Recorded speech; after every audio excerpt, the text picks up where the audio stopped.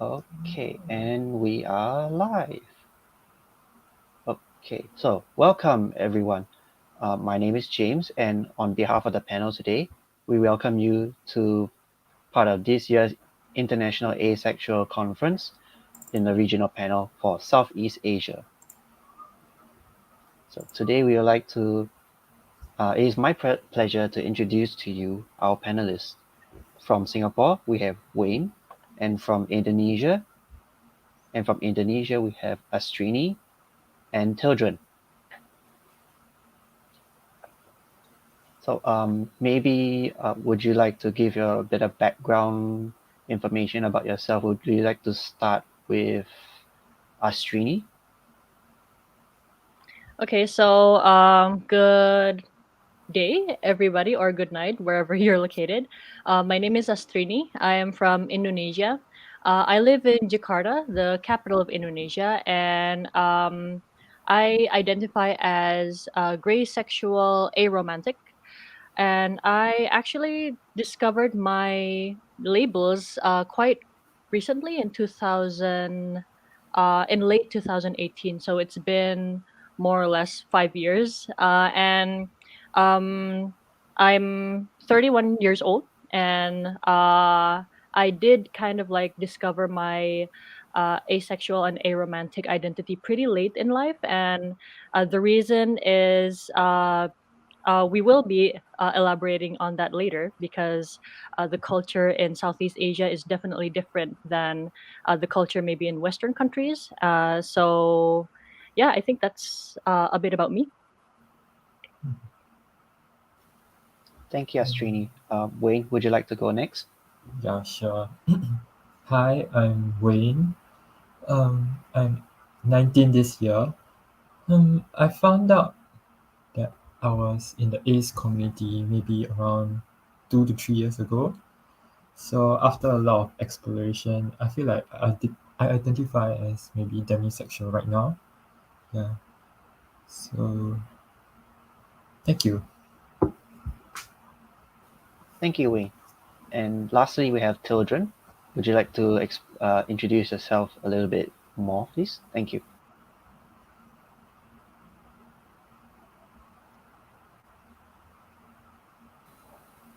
Okay, so apologies on that because Tildren's having connection problems. She has sent her reply, it's a name reply, and this is Hi, I'm Tildren, and I'm also from Indonesia, like Astrini, and am a fellow co-founder of Indo-Aspect.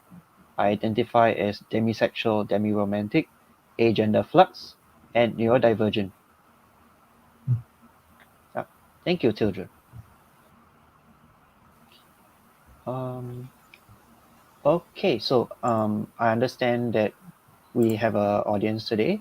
So just to keep in mind that this is a panel, there will be discussions ongoing in the Discord channel.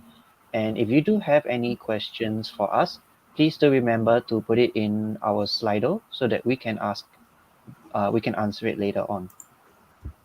All right.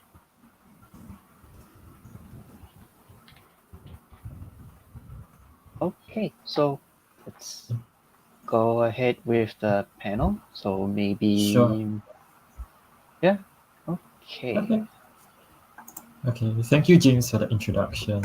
So, to all the audience watching today, welcome to the International AceCon 2023. We will be representing Southeast Asia, and my name is Wayne, and I'll begin. So, both Indonesia and Singapore are part of Southeast Asia, and Southeast Asia is like the home of so many nations.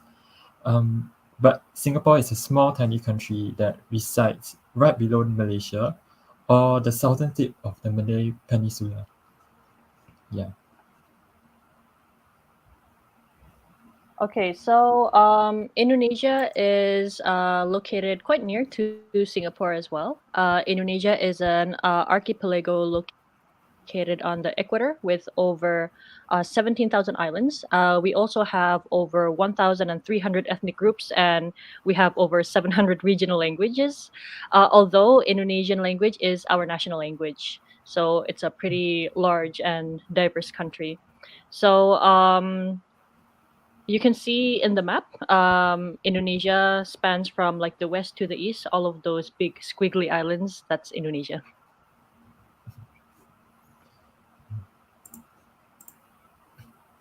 So maybe for those who are new to the ace community, maybe I'll do some definitions on some of the more common terms.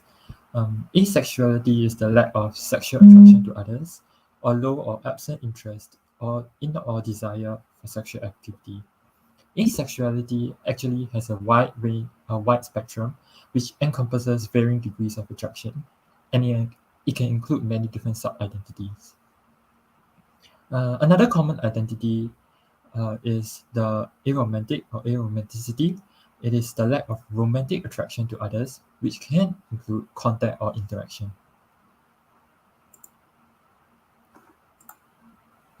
So anyone under like the asexual and aromantic spectrum can be categorized under the ace community. So if we happen to maybe use the term ace community, just know that we are referring to both asexual and the aromantic communities. Yes.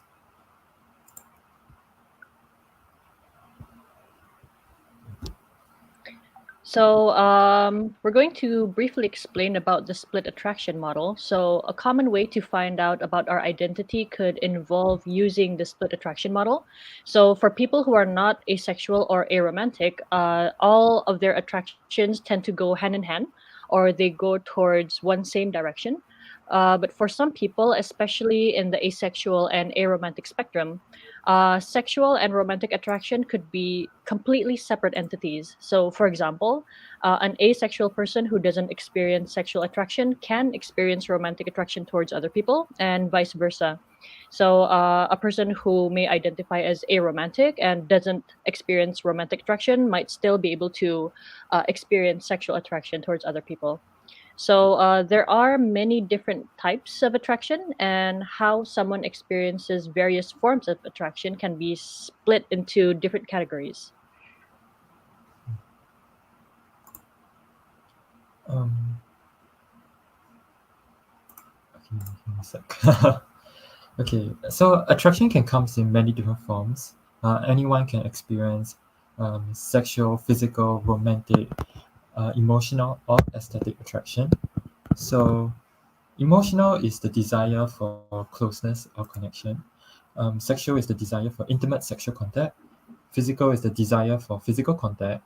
Aesthetic is the feelings of adoration for a person's appearance. And romantic is like the combination of all the different kinds of attractions and desire for romantic relationships. So, why is this important? It is because attraction can come in so many forms, and we can experience these multiple forms of attraction at the same time. Understanding these emotions and attractions is crucial in connecting with other people and making sure that we set boundaries to ensure that these feelings are reciprocated and respected.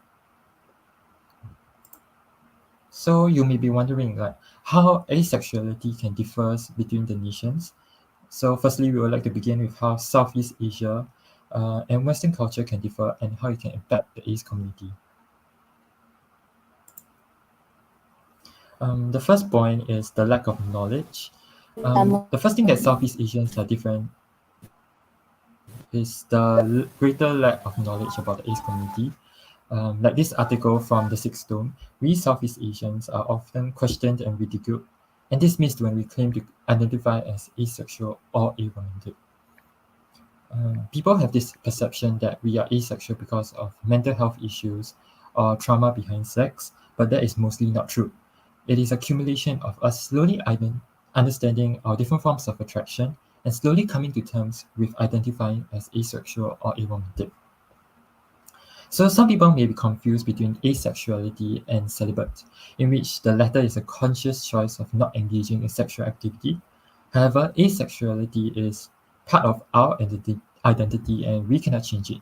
It is not a choice that we make.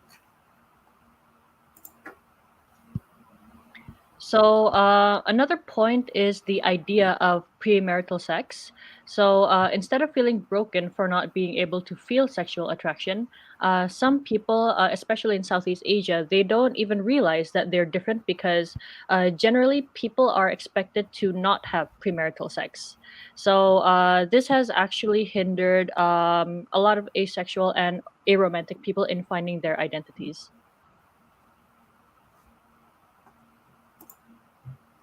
Mm, the last point is the access to healthcare and resources, because in many of our nations in Southeast Asia, our culture's acceptance towards queer identity may not be like the majority of the general public or government's officials like perception. Hence, it is not really safe for us to reveal our identities to like healthcare professionals like doctors, counselors, or even to our own personal friends. Next, we will be moving on to more specifically the culture and the religion and how it can affect affect how we express ourselves from a very young age. As you know, Southeast Asia is a home to many different cultures such as Chinese, Indonesian, and many more.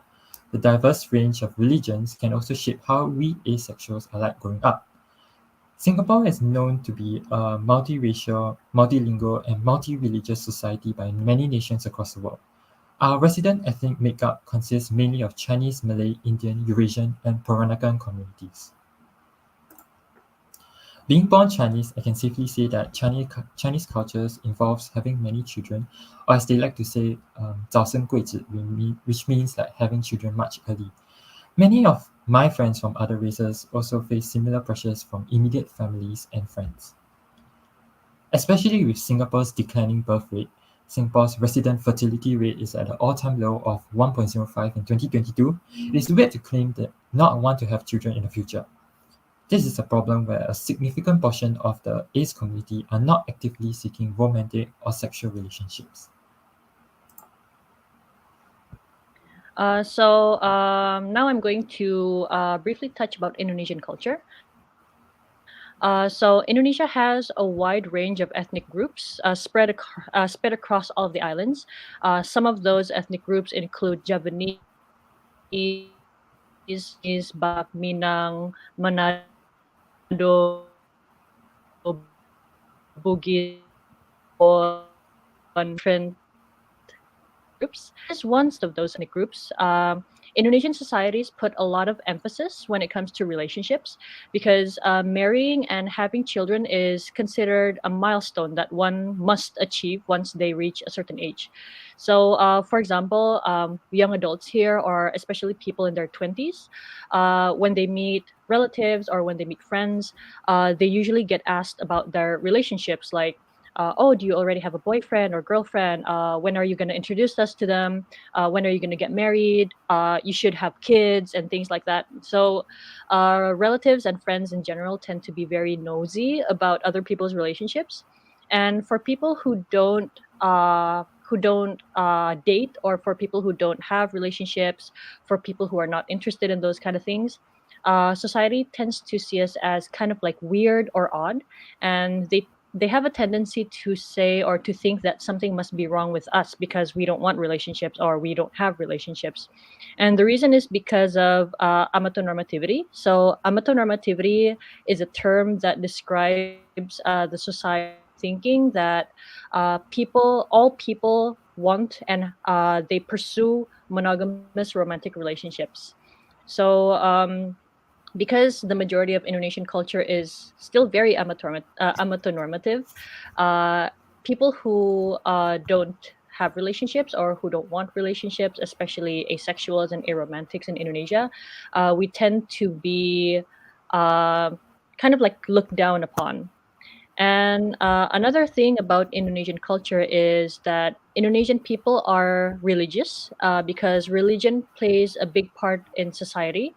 In Indonesia, Islam is the religion with the most followers, and according to the Ministry of Religious Affairs, 86.7% of Indonesians are Muslims, and 10.7% are Christian and Catholics, 1.7% are Hindus, 0.8% are Buddhists, and we also have a small percentage of people who are Confucianism and other beliefs. So, because of the expectation of romantic relationships and the strong ideal of no sex outside of marriage, this sentiment is easier to notice if you're aromantic rather than asexual.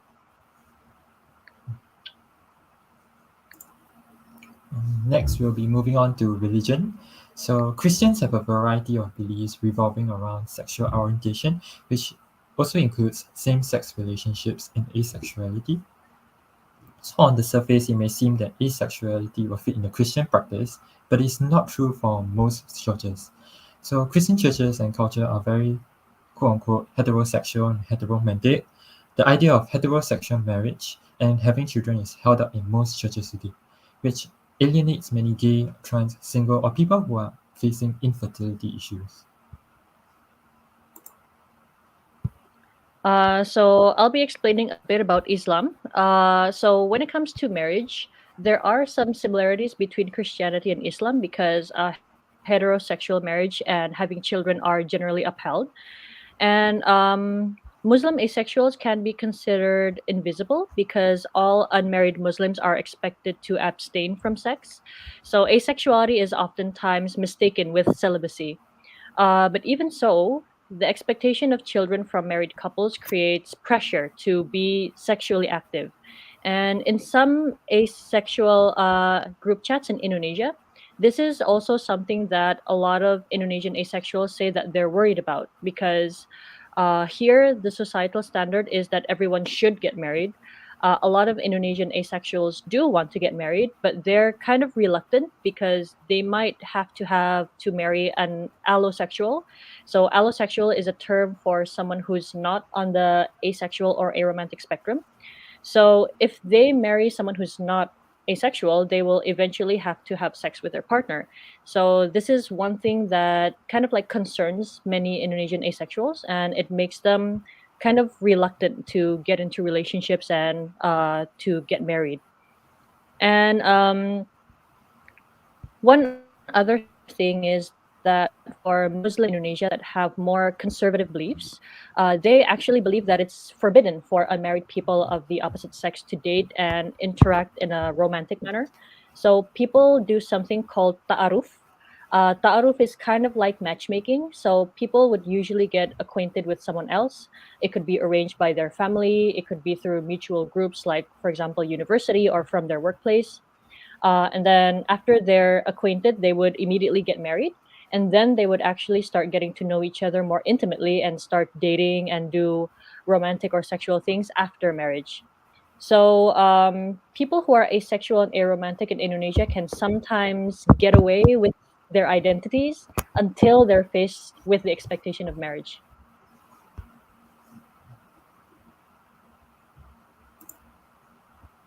Okay. Next, we'll be moving on to sex education. So, as you know, education from young can shape our opinions and beliefs. Hence, it is crucial for youth to learn about their bodies and their identities. Before I begin on Singapore's sex education, I would first like to put up a trigger warning for abuse for the next slide. I will be putting up my hand for this section, and after I've finished the slide, I'll be putting down my hand just to signify that the trigger warning is done. So, okay. So, in January 2021, there was a viral Reddit post that went among Singapore's queer community on the abuse of Singapore's education system, Ministry of Education, or MOE for short, on stopping a trans girl on hormone replacement therapy. Although it may be upsetting news for many, it is just another incident of how Singapore has failed the queer community. So, though governments and education through generations, Singapore have gradually built a system where it's biased against the LGBTQIA plus community. Institutionalized discrimination has caused many sexual and racial minorities including the ace community, to be discriminated against. So, one way it does this is through schools' erasure of queer identities in Singapore. Sex education classes almost never mention the existence of various sexual and gender identities. In my personal experience as a queer teen who has been in the Singapore education system for most of my life, I have never once heard the mention of other queer identities, and even if they do, anyone would just laugh it off and move on. This is passed on to teachers and counselors who are afraid the advocacy or mention of the LGBTQIA+ community may affect their career or in their teaching field. And more recently, in 2022, he even allowed a homophobic lecturer to share his ideas on queer people in the Hwa Chong Institution, which is a secondary school in Singapore. And such incidents, if we without repercussions, can promote the false and misleading ideas on the queer community in general.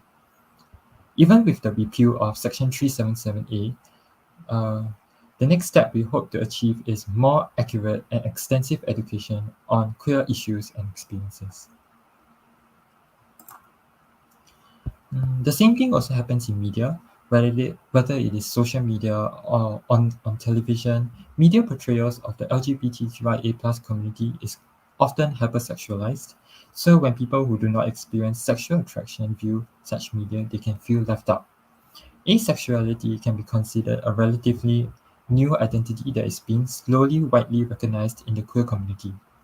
And the oversaturation of media that excludes the ace community does not really help. So many young and queer Singaporeans feel alone in the face of finding out their own queer identities, and instead we go onto the internet, which may not be the most safe and accurate way to gather new information. But that does not mean all hope is lost. We can advocate for new changes, and most importantly, we can build physical connections and have meaningful conversations through the various organizations in Singapore. So a bit about sex education in Indonesia. The Indonesian Ministry of Education didn't include sex education in the national curriculum, and they recently just added it in the 2013 curriculum as part of biology or PE lessons. Even so, they tend to just focus on how the reproductive system works. There are some schools, such as private schools or Christian schools, they sometimes add sex education by their own volition. But even so, the material still tends to be limited, and they don't really explore important topics such as consent or sexual orientation, attraction, or even gender identity. And when children reach pubescent age, they might get the talk from their parents or maybe from older relatives or school teachers. But sometimes a lot of children might not get it at all because this depends on how open minded their environment is. And of course, children are inquisitive about topics like that, but because topics surrounding sex are still considered taboo in Indonesia, some parents or teachers might dismiss any questions about sex. So, because of the lack of any standardized sex education, a lot of Indonesian youth get their knowledge from either friends or from the internet, and that could be dangerous because they might look at real unreliable sources or maybe sources that are inaccurate, and they could easily become misinformed. Fortunately, um, people in our society have been aware about this issue, and recently there has been an increase of online sources for sex education. One of them is called reprodukasi.com. So it's an online platform that was created by Seribu Tujuan. Seribu Tujuan is an NGO that focuses on mental health in Indonesia. And one good thing about reprodukasi.com is that they also have a section that talks about LGBTQIA plus identities, which is a really good aspect. Remembering that the knowledge and acceptance of LGBTQIA plus communities in Indonesia is still very low.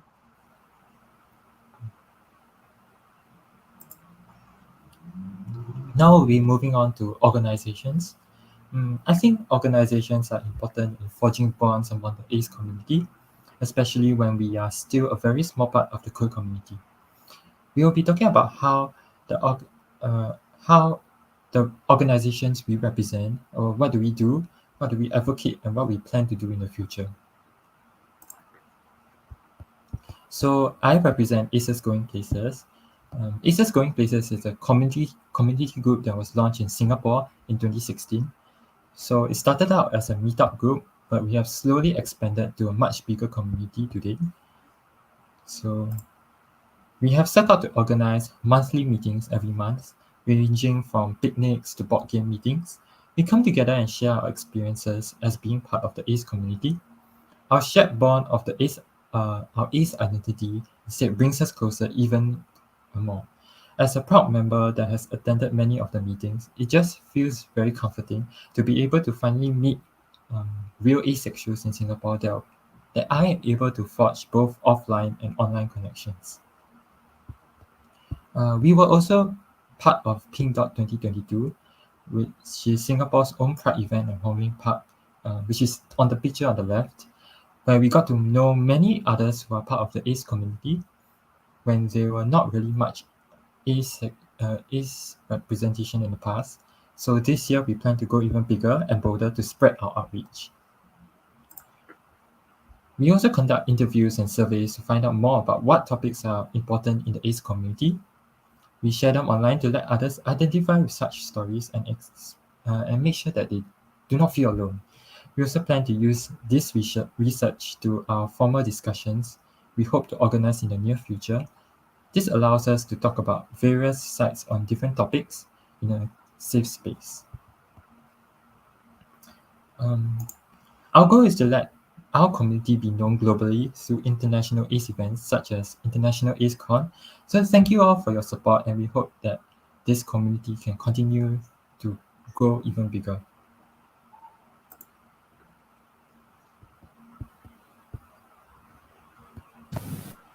Hi everyone, it's Stu here, and I'm finally able to be on the microphone. It's been loud earlier, so I'm here with speaker to ask to Indonesian ACES, and invited in 2021 to educate on ACE we actually met on ACECon,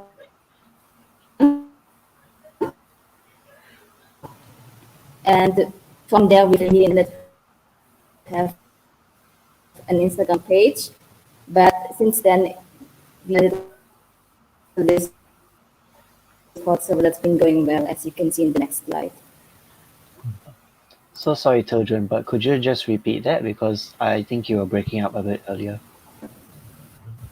I can't help the changed it, but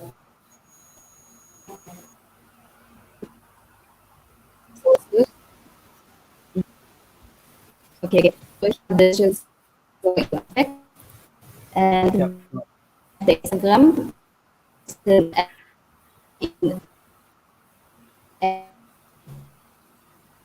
in the link in the bio. We also spoke when I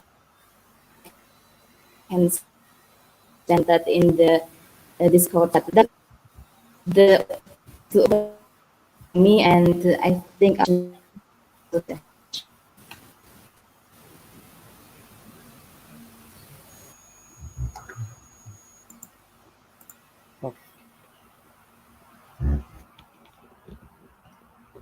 Okay, so Tildren was maybe Nem's connection wasn't really that good, so the voice was a bit choppy. Maybe I'll just try to summarize based on what I managed to understand. So, Indo Aspect was founded pretty recently in 2021.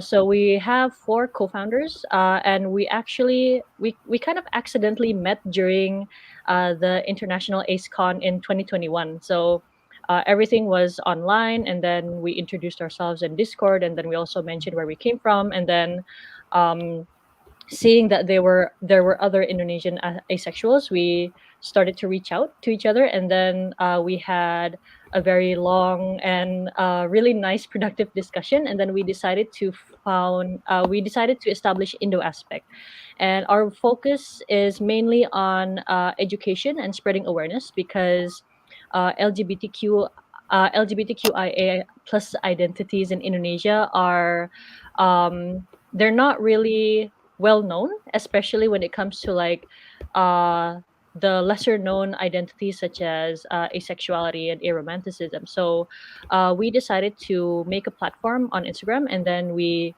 kind of like translated the information.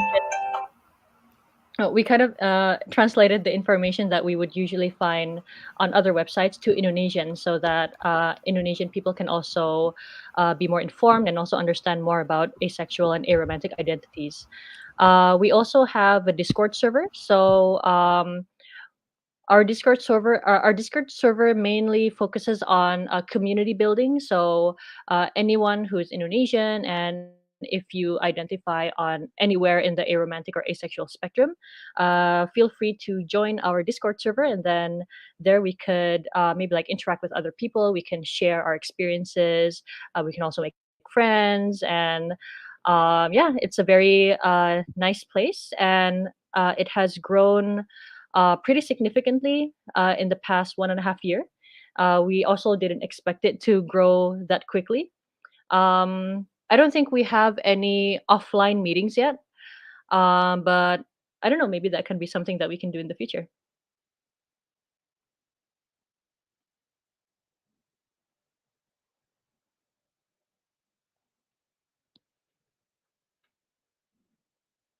Okay, so I think that's all. Thank you very much.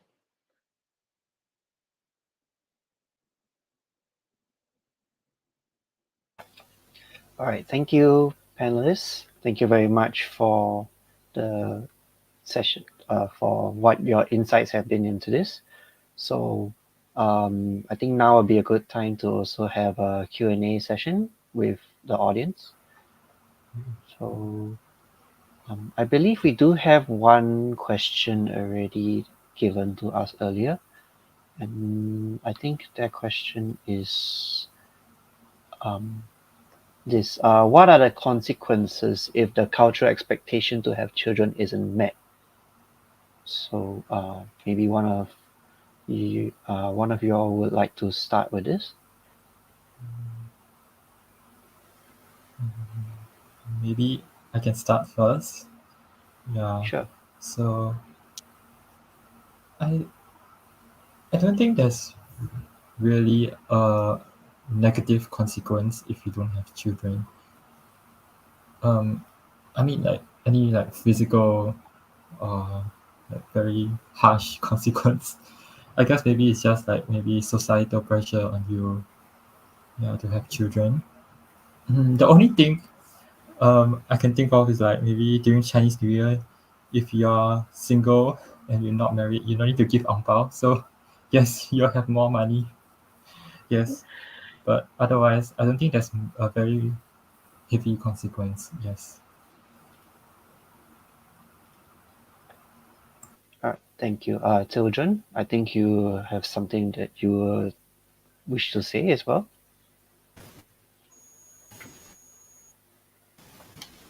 Mm-hmm. So I'm still an undergraduate, only what old. So I haven't actually felt the culture yet. But what I do feel is some pressure from my because in her words, the hardest degree isn't like a master's or a doctoral degree. It's getting married, and I don't think that's right because I'm here. I'm running these panels. I'm into QPRs. I don't feel any kind of clock more experience about the expectations. Yeah, and she's way older than me, and also is child in Indonesia.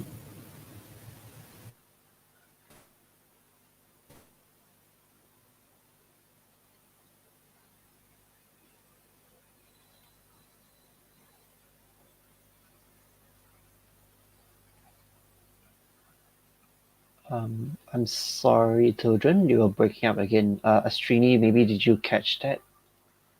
Not really. Sorry. Okay. Then, Astrini, I think you have a. Would you like to also answer this question? Okay. As I mentioned earlier, before we started the panel, I am 31 years old, so I am already considered kind of like the older range for people to not get married. One thing, well, thankfully, I don't really like receive any like repercussions from like people around me because I do happen to be like in a community where there are a lot of child-free people. But still, sometimes like when it comes to like family gatherings, when I meet like my aunties and my uncles, some of them tend to like ask me like, "Oh, when are you gonna get married?" And I would usually just like dodge the questions. And I do hear stories from like other people that are my age and even like younger, like in their 20s.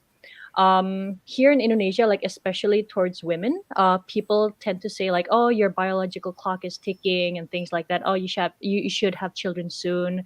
And sometimes I think it's kind of similar to what Wayne has said. So there's not really like any specific like severe consequences, but when it comes to like interaction with like society, they tend to kind of like uh, keep like pushing you to quickly like find a partner, to quickly get married, and then they tend to kind of like shove people in your face like, "Oh, I have one of my friends has a son, and then he's about your age. Maybe you can also like get to know him." And then so they would really like encourage us to start dating if we're not dating. And for people who have children, people who are already married, they would push them to have children, and then when they have one child, they would push them to have like more children. So it's kind of like an inconvenience sometimes, like how like other people in society like react towards people who are unmarried or like who don't have children.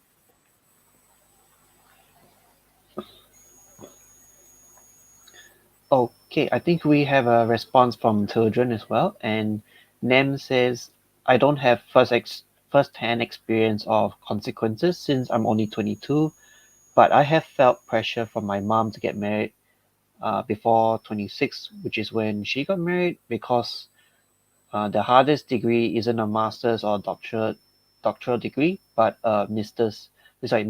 slash getting married. All right, thank you for that input, children. I believe we also have a second question asking this. So they ask, um,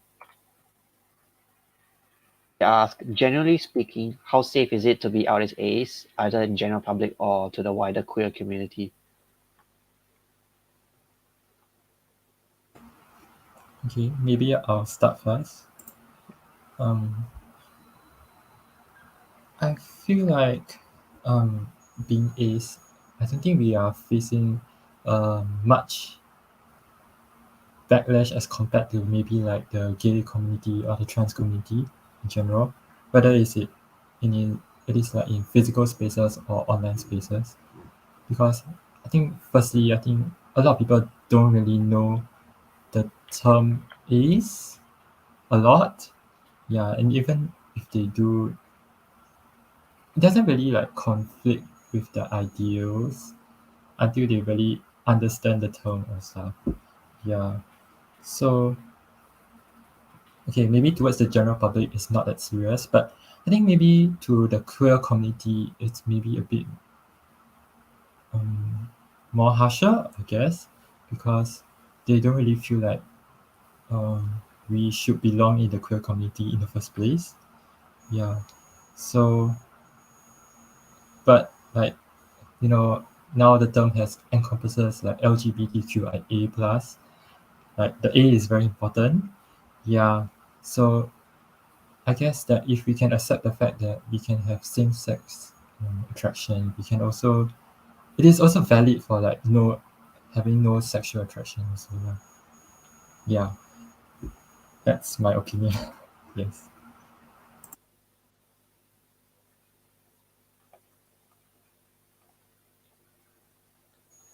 Thank you, Wayne.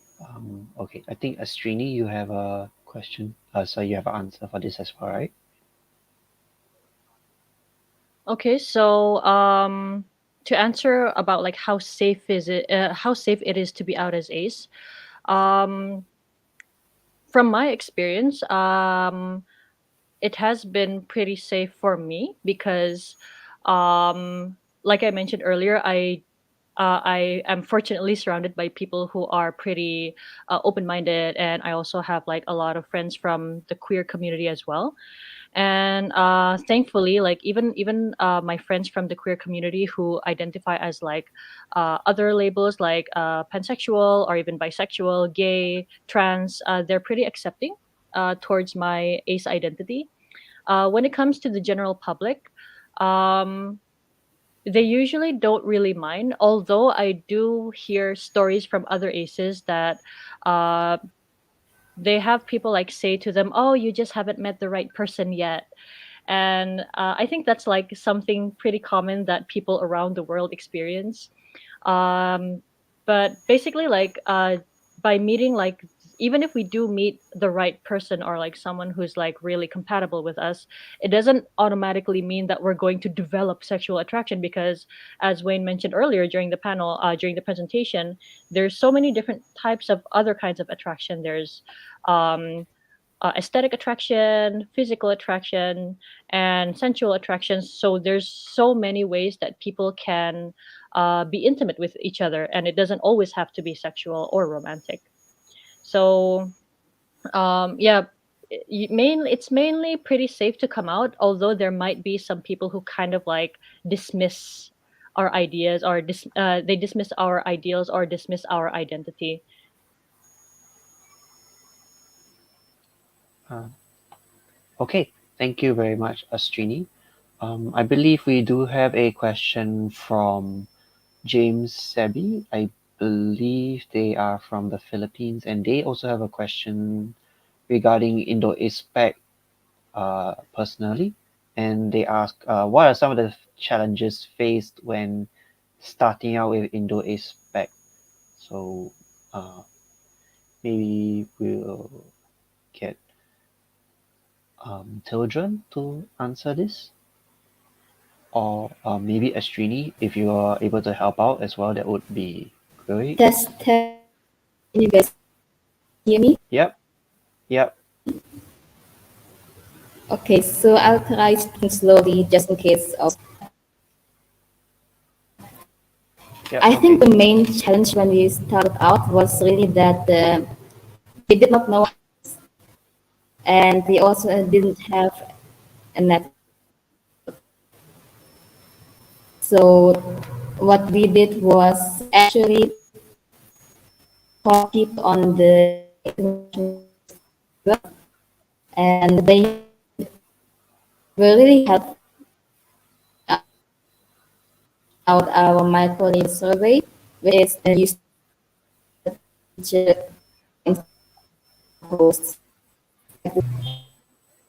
showcase of people with.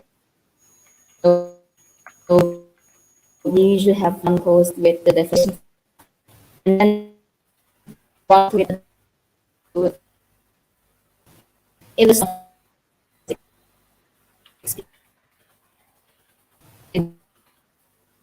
been getting the experience we have.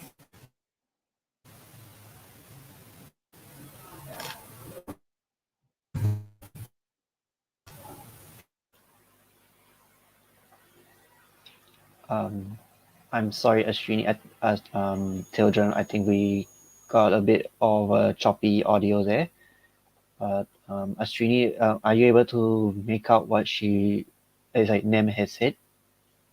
um Not really, but I do remember some of the earlier challenges when we started with Indo Aspect. So I think Tildren mentioned that we barely have any network here. So that was pretty challenging because all of the sources, all of the information about asexual experiences and identities. It's mostly from overseas. So what we had to do was we had to kind of like plan what kind of posts that we wanted to make in Instagram, and then we also had to like plan the content. We had to translate all of the different information and educational resources from websites such as Aven and other asexual articles and blogs. And I think some of the other challenges were also gaining visibility. So it did take quite a while for us to gain some really good following on our Instagram page. But over the years, I think we kind of have some good progress. We did manage to collaborate with some asexual accounts from overseas. We also did a presentation for a symposium, and then we also collaborated with some LGBTQ uh, networks here in Indonesia as well. And I think, yeah. So when it comes to like meetups, maybe that's still kind of difficult for us, especially because Indonesia is such a wide region with like so many different islands. So even if we do have contact with like other asexuals from different provinces or different cities in Indonesia, it's going to be a bit difficult for us to kind of like gather in one location. And also, when it comes to, there was this one other thing that I wanted to say. Oh, pride events. So we mainly don't have any pride events here in Indonesia yet, but hopefully, if it's safe enough for the LGBTQIA community to have a pride event, it would be really a good thing for us to be able to kind of like meet other queer people and other asexuals and aromantics.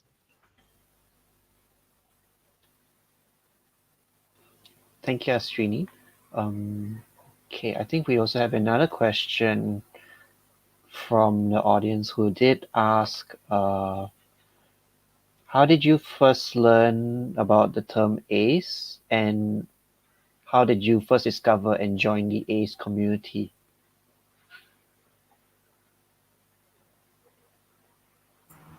Okay, maybe I'll start first. Hmm. I think I learned about the term asexuality while like figuring my other like sexual and gender identities. Yes. So like maybe in like some queer resources, like when they mention like maybe gay or lesbian, yeah, they will also mention asexual. And then I feel like maybe the definition or some of the feelings of some of these ace people like resonated with me. So I feel like yeah, I could have it led me to the like downward trend of maybe exploring the different spectrums of the asexual community. Yes. I think it's like yeah.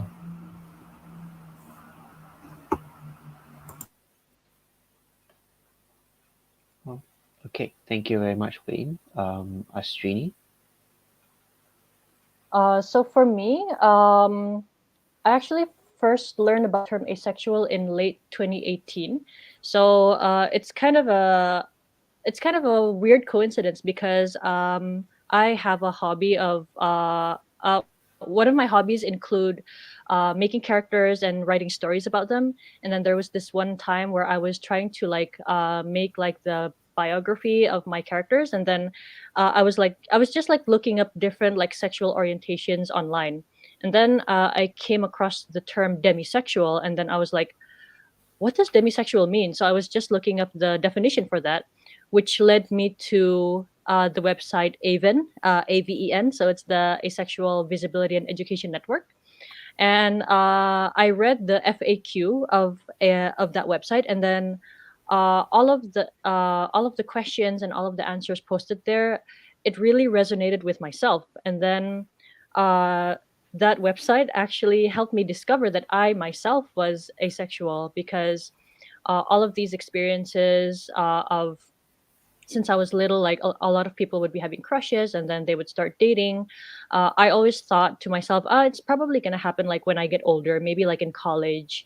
And then once I reached college, I was like, well, I don't, I just don't seek those kind of relationships. And then finally, like when I was about like 28 years old, I finally found that term, which was asexual. And then from asexual, I also uh, from the term asexual, I also discovered that I was also aromantic.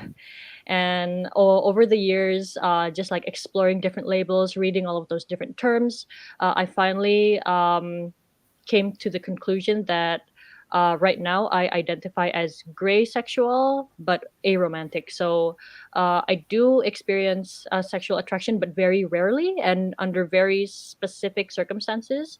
But I think like throughout my life, I've never experienced romantic attraction. And I don't think I ever will, and that's fine because there's other kinds of attractions that I still experience. Thank you, Astrini. I believe children also sent in their name response, and it reads, I first learned about asexuality after looking up the label because I got curious when watching the fan film Detroit Evolution. I read about asexuality on Avon using a VPN because the site is automatically blocked in Indonesia, and I resonated with the label demisexual after reading stories of demi-ace people's experiences. Yeah, wow, that's a really interesting way to learn about it as well too, not gonna lie. I think we have another question as well that asks about if your ethnicity or culture or country of residence made it more difficult to discover or join the ace community.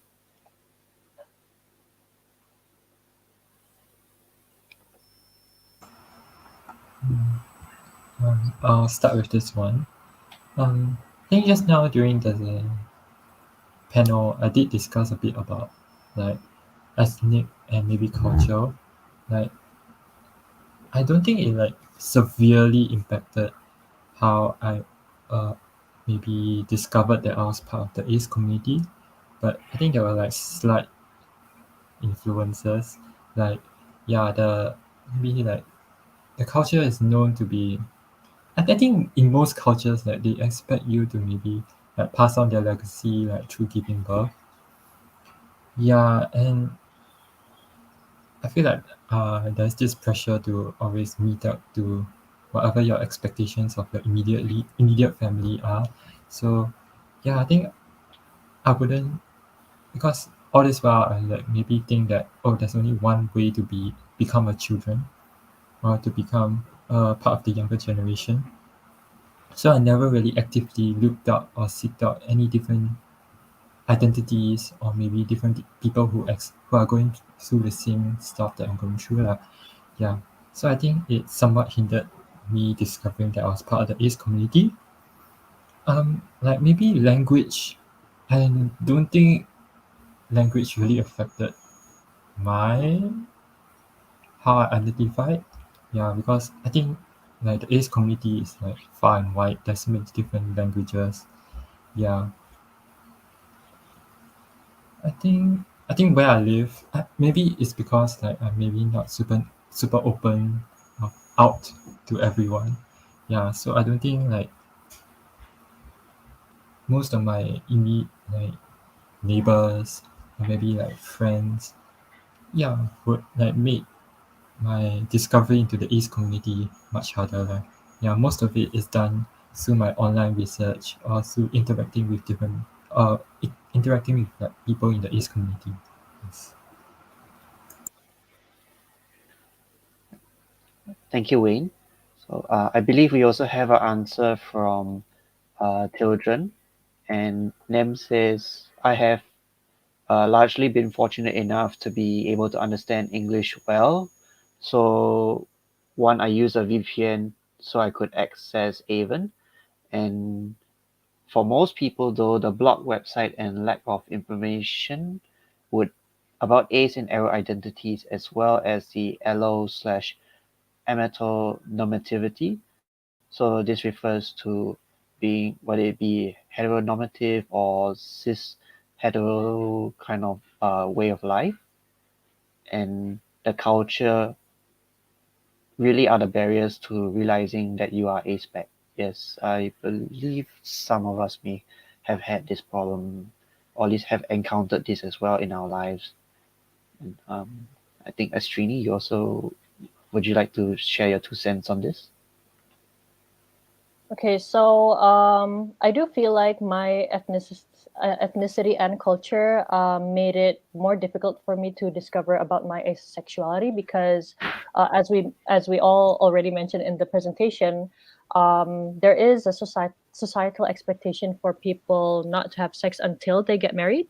So it and also like young people around me when I was a teenager, for example, there weren't really a lot of people who were like actively having sex. So it didn't feel like something that everybody had to do. It didn't feel like something that I also had to do because generally people were just not doing it. Um, I do feel like I am also fortunate enough to be able to understand and speak in English. So a lot of the sources that I got were from English articles, English blogs, English websites, English Instagram accounts, and I do feel like my ethnicity kind of like made it easier for me to join an ace community in Indonesia because if it weren't for uh, the participants of AceCon 2021 putting their country of residence in their introduction, I wouldn't have found Dildrun, and then I wouldn't have found the other co-founders of Indo Aspects. So in one way, it was kind of difficult. My ethnicity and culture did kind of make it difficult for me to realize I was asexual because I did realize at kind of like a late age. And I do feel like it would be way easier if I knew I was asexual since I was a teenager. But because I'm Indonesian, it also like helped me connect with other Indonesian aces in the international conference. So yeah.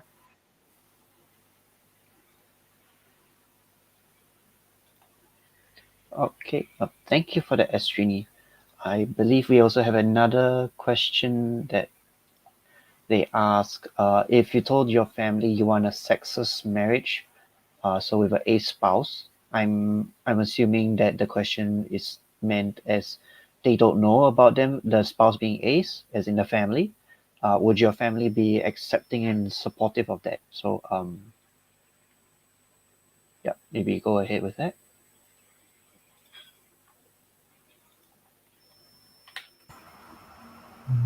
I think I'll start. Um, I feel like um, I don't like personally for me. I think my family would be fine if I was in a sexless marriage, but I feel like the family shouldn't be so, how to say, be so intrusive into like maybe a couple's private life, because if it's like two consenting adults, I don't think like what two people do under their bed is like really what they should really care about. Yeah. So I feel like even if you do not have like sex, like you can still have your own children. You can do it through different methods like maybe IVF, or maybe even like adopting your own children. Yeah. So like I think all families should be able to like understand that like sometimes adults need to have their own personal space. Yes. So even if we do not have sex, yeah, we are how to say um yeah, we can still be able to have like a happy marriage and stuff. Yeah.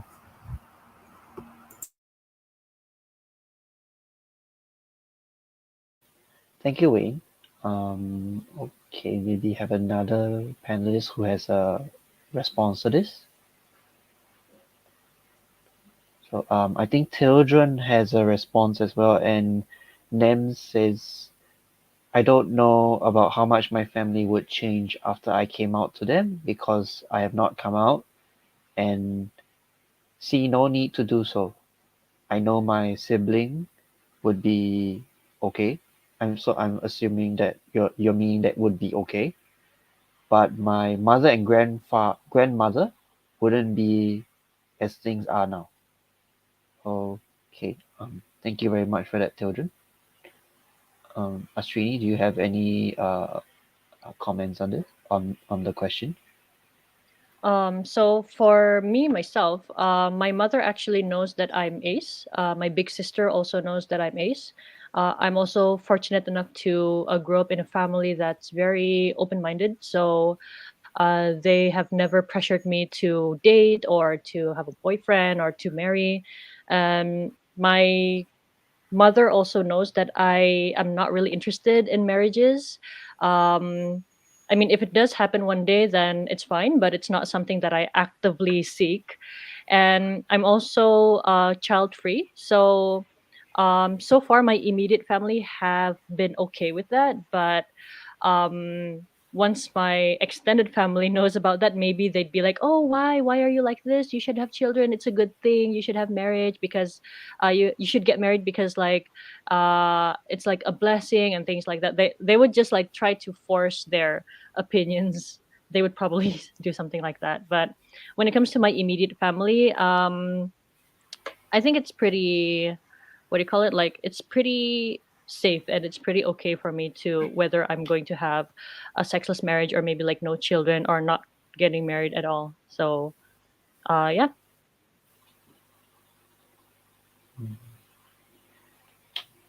Uh, Thank you, Astrini.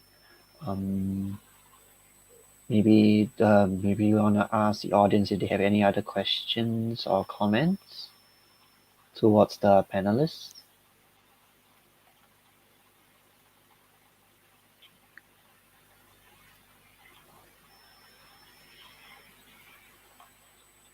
Mm,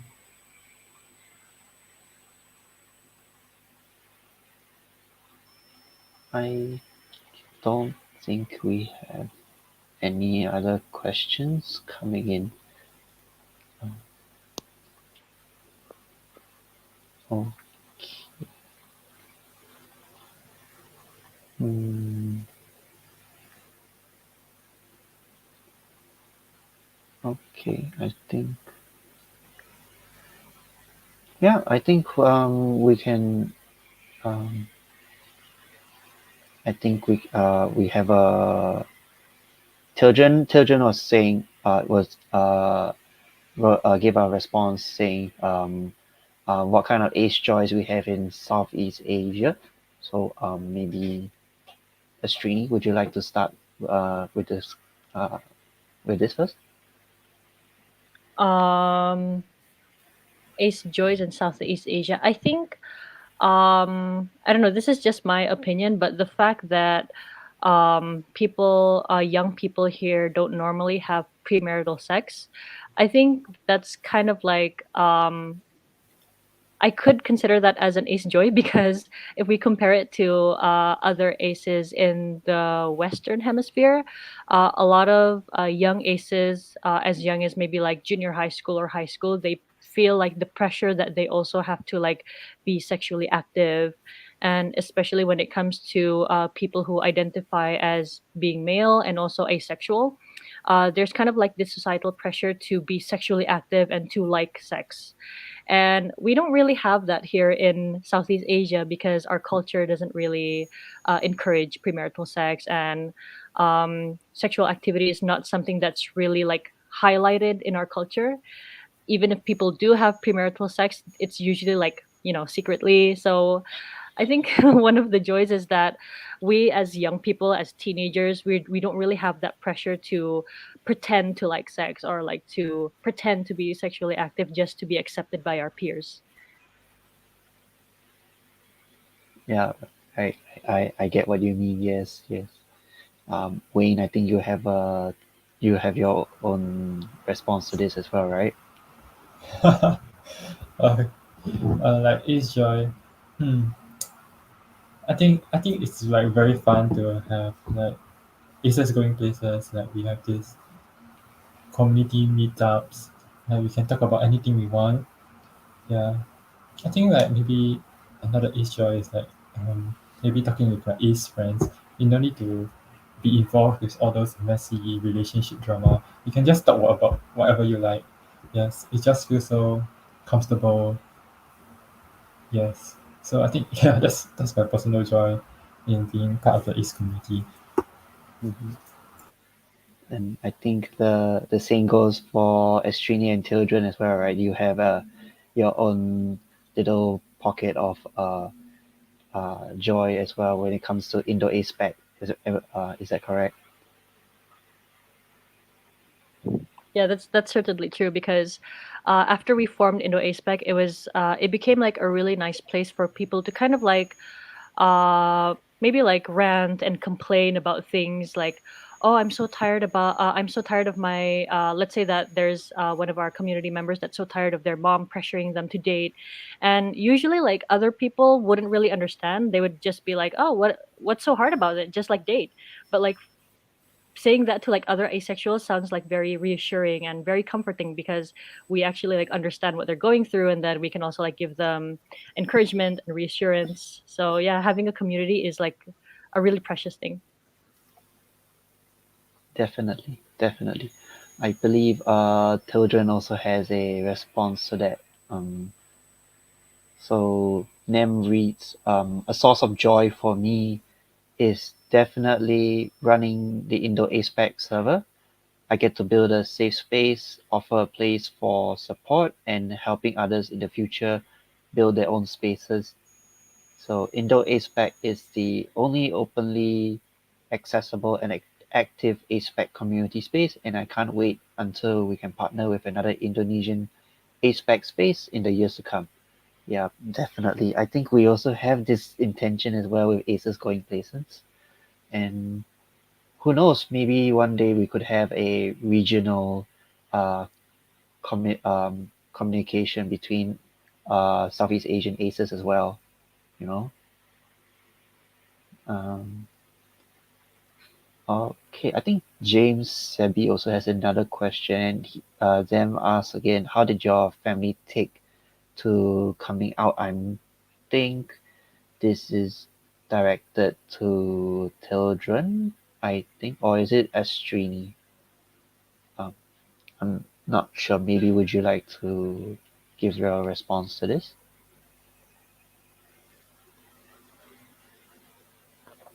Okay, so maybe I'll answer this because I am openly ace and openly arrow. um I don't really remember when the first time I told my family was, but when I first told my mom, it was because we were talking about children. So I think I was talking about like how I don't want children, and then how I'm not really interested in getting married, and then um, I don't think I explicitly came out to my mom, but I just like mentioned, uh, oh, did you know like there's a lot of asexual people who are like this. Oh yeah, I'm ace by the way, and blah blah blah blah blah. And then my mom was just like, okay. So my mom is like really chill, and she's not like really nosy, and she's not really like she gives me a lot of freedom to be who I am, which I'm very thankful for. And I think I've only came out to my mom and my sister. I came out to my sister like through a telephone call, and then I just mentioned that yeah, I identify as asexual because I think my sister was like talking about her gay friends, and then we were talking about like queer identities, and she used to live in New York, and then she mentioned that yeah, it's like really open here. Like a lot of people are like what do you call it, like free to be who they are. There's a lot of lesbians and gay people who are like expressing themselves in New York as compared to like other states. And then since we were talking about queer identities, I just mentioned that I was asexual, and then she asked me some questions, and then yeah, she was okay with it. And I haven't come out to my dad yet because I don't think my dad I know he would be accepting, but he's not really the type of person who likes to do like small talk. So yeah, maybe someday, but I don't really feel the need to do that now.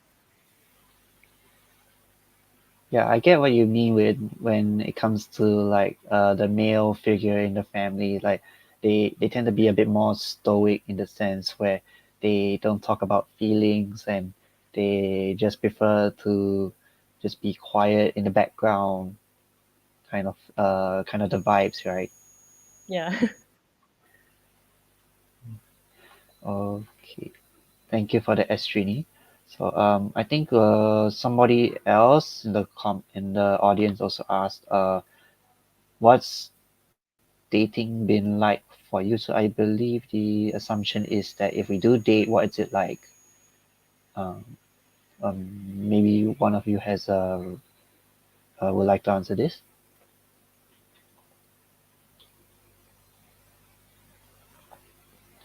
So I believe children has a response, and Nem says I only had one romantic relationship when I was in maybe eighth grade, which was a LDR, a long distance relationship that developed from a friendship.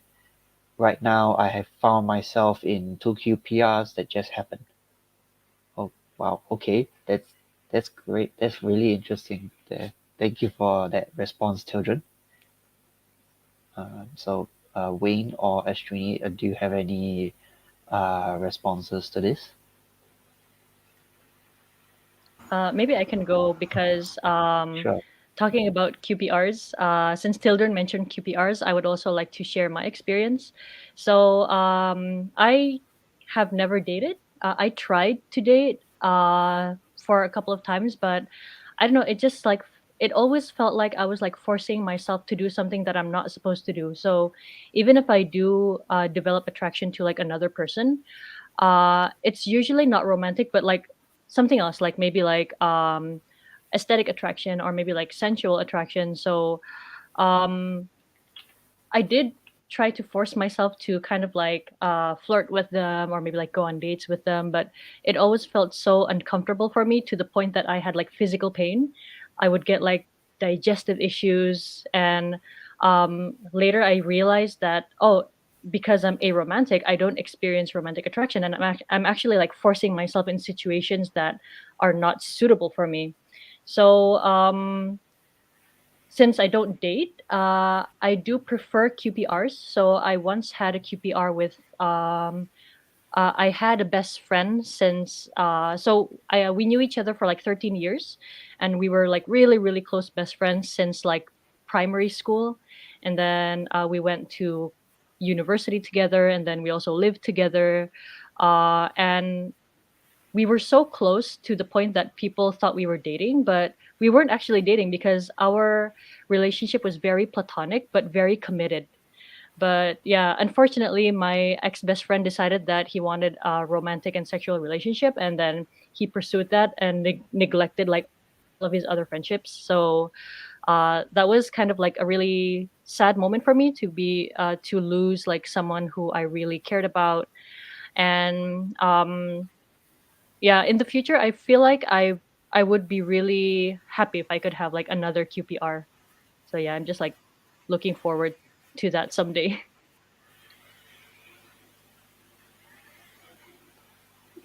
Thank you for that, Srini.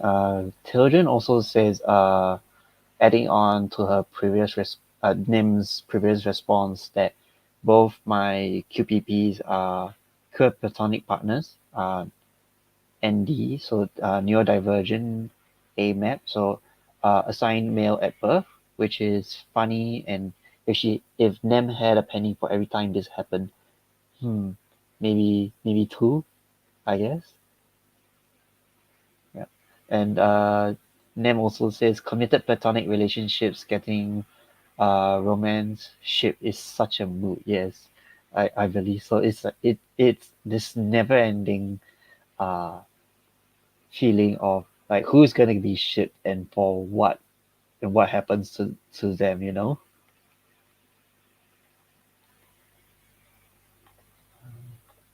Okay, do we have any more questions from the audience? No, I don't see any.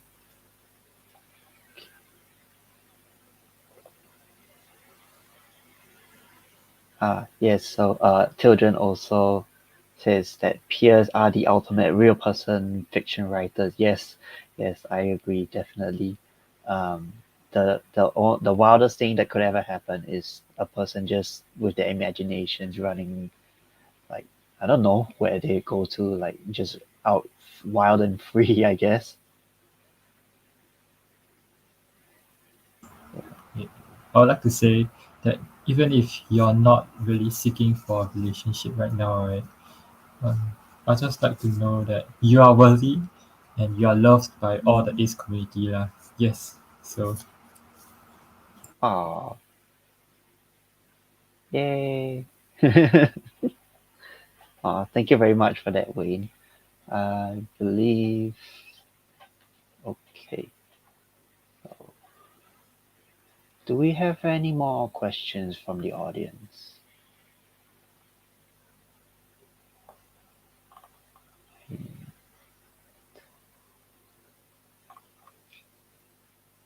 I don't think we do. So, um, okay, I guess that comes to an end for this panel. Oh, one moment. Okay, so we have a question from James Sebi as well. So, what's your ideal Aero A spec treatment slash world like? So, um, hmm, I think I'll start with this one. So, I think for me, if it was an ideal Aero Ace treatment, it would just I think just people treating okay. So he specifies that inclusive aerospec will be like. So he's talking about how inclusivity is including for Aero Ace people, and I think right now, if I'm trying to be realistic, I'm looking at the small steps. It's just about being accepting, being non-judgmental about the questions that they ask, being informative, and always just keeping an open mind. Um, yeah. Does anybody else have 2 cents on this?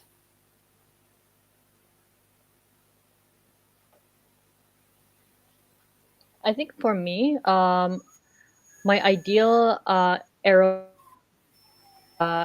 treatment or an ideal world would be um, a world that has like less amatonormativity because as an aspec person I feel like my ultimate enemy is amatonormativity. I lost a best friend because of amatonormativity because he thought that, oh, romance and sex is like the most important thing, so that's why he prioritized that one compared to like his other relationships such as like friendships and things like that.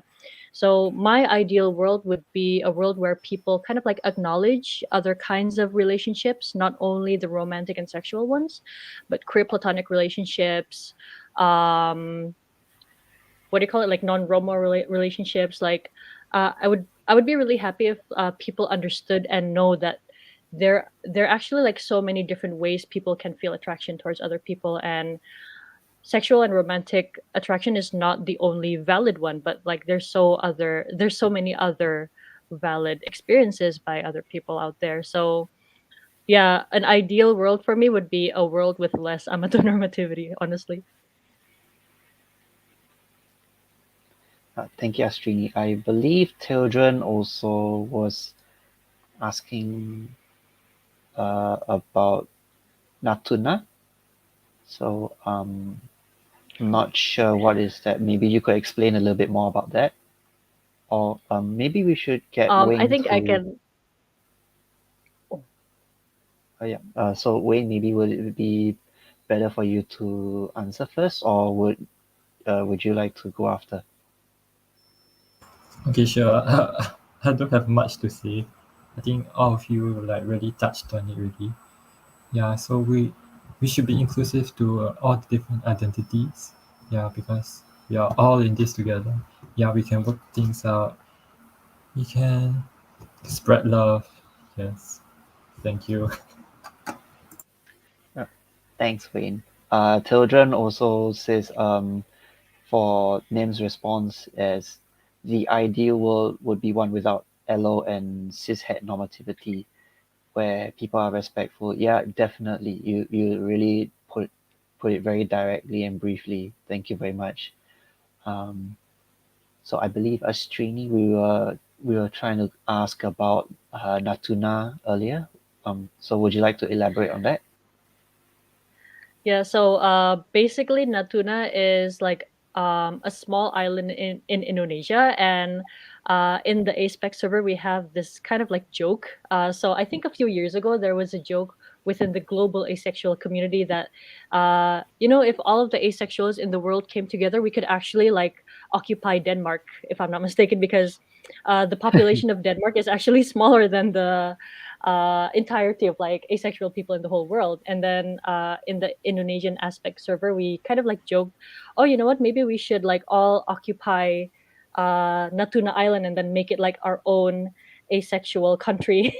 And then we would like make rules that ban um, allonormativity and amatonormativity and cis heteronormativity.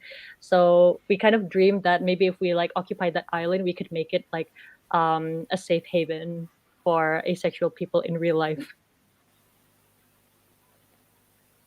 Wow, yeah, definitely. That would be something to look forward to. All right. Thank you very much, Astrini. Thank you very much, Children and Wayne. I believe uh, we are, yes, yes, James Sebi definitely manifested asexual republic. Yes. Okay, I think we are at the end of this. Okay, so I think we are at the end of this panel. Thank you very much, panelists. Thank you very much for coming in today, talking about what it's like to be asexual in Southeast Asia. And I believe you you guys have socials or places that you like to uh, allow the viewers to go and follow us to be able to catch up more on what's like in Southeast Asia for asexuals. Srini, I believe you and children have Indo ASPEC, correct? Yeah, so feel free to follow Indo Aspect. That's indo.aspect. We're on Instagram. And for our personal Instagram accounts, Tildrun's is at Tildrun underscore Indo Aspect without a dot. My personal Instagram is astrini dot adisoma, Adisoma. I also have an art account, but it's not really active. Um, yeah, feel free to follow my art account if you want to. It's what do you call it? The username is in my personal account as well. It's called Astrini Suika, ASTRINISUIKA. But yeah, just join the Indo Aspect server. I think that's gonna be way easier. Yeah. And yeah, if you know anyone who's from Singapore or uh, who's in Singapore and like knows the ACE community, you can follow us on ACES Going Places SG. I think you all can see it. Or if you want to follow my personal Instagram, I mean, I don't mind plugging it right here. Oh, I'm yes. gonna follow. So it's TWKWAYNE. So that's TWK Wayne. That's his Instagram account. Okay. And Thank you. yeah, thank you very much for that, Wayne. Okay, I believe we have one more question, and I think this may be the last question we can answer for today. We may have covered this earlier, but Crystal Rose asked, how did you first realize you were a spec? So maybe you just go around the room for one last time.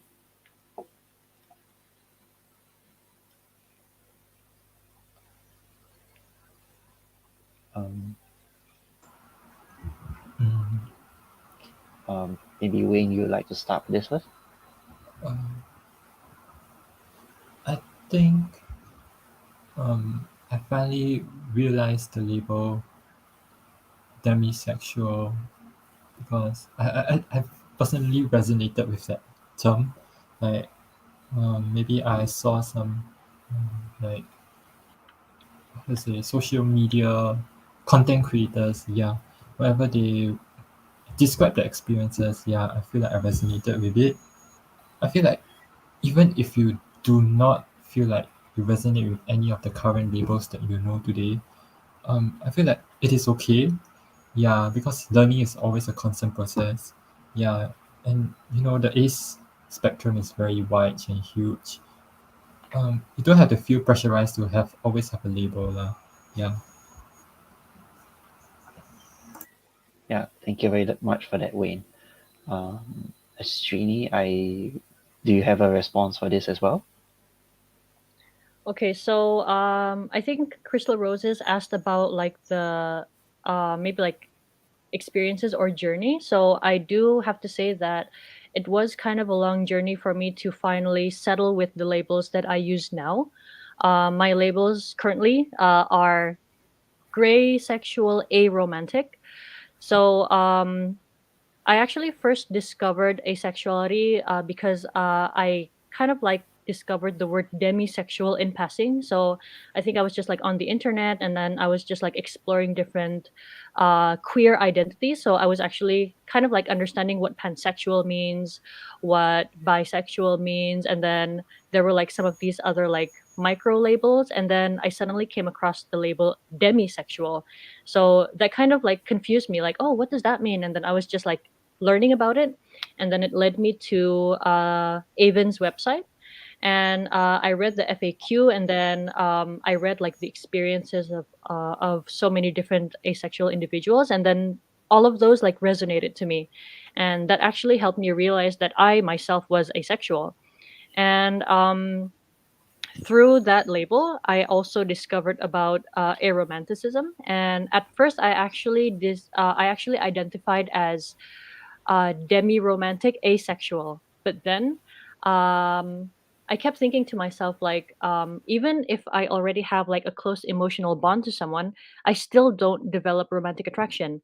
So maybe I'm not a demi-romantic. And then I just use the label aro ace. So yeah, I'm probably just like asexual aromantic. And then a few years ago, I got into this community. So I started doing swing dancing, and then I met a lot of new friends there, and then there was this one person that I felt attraction towards, and it wasn't romantic attraction, but it was sexual attraction, but it was like very um it rarely happened. So like only like under specific circumstances I would be attracted to him, and that made me like rethink my whole identity, because like I don't think I've ever experienced sexual attraction before. And then um apparently, like when I meet this guy, I can experience sexual attraction even though it's not all the time.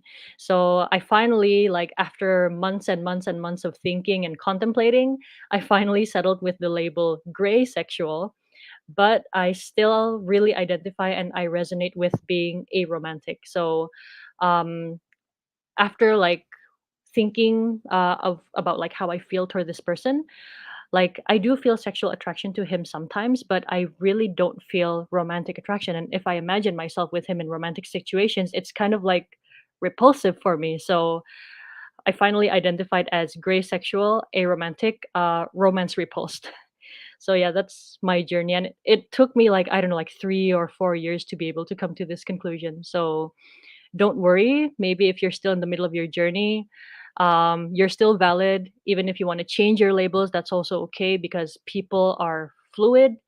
We're not the same person as we were maybe like 2 years ago or 3 years ago. So uh, don't feel confined. Like if you find a label, make sure that you don't feel confined. This is actually like a quote from Ace Dad. So I don't know if you guys know, there's this older guy on Instagram. His name is Ace Dad, and he kind of like gives a lot of advice to younger aces. And I feel like his content is like very validating and very reassuring. And he always says that tools are there, like labels and micro labels are actually tools to help us. So labels don't shape us, but we're free to use them as long as they're useful for us. So yeah, I think that's all from me.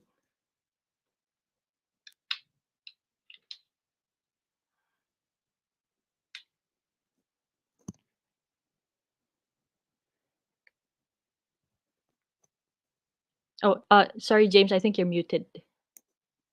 Oh, thanks. So sorry about that. Okay, thank you, Astrini. I believe Tildren also has a response to that, and Nem replies, labels are like clothes. Try them out and feel free to change if it doesn't fit. Yeah, definitely. Like even uh, I'll just go on with Tildren's response first. That they had answered earlier that how they found the word demisexual and even and how sorry, Nem was reading experiences by other demis and that felt very relatable to Nem experience. And the same process also applied for Nem when Nem was looking at demi romantics. Um, Nem also says no need to speed run identity like I do. Take things at your own pace. I'm not a relatable standard of for how long this process will take. Yeah, definitely. Everybody has their own uh, timeline in terms of how they would find their identity and feel comfortable with it for themselves. Yep, definitely. Thank you very much for that. And okay, I think that is all we are able to answer today. Once again, thank you very much towards the panelists. Thank you toward our tech staff, and thank you most importantly towards the viewers who are watching this past, present, and future.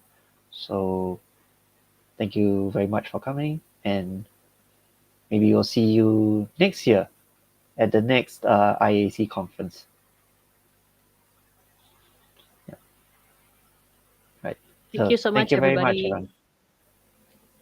Yeah. Yeah. So we'll see you around. Bye. Bye.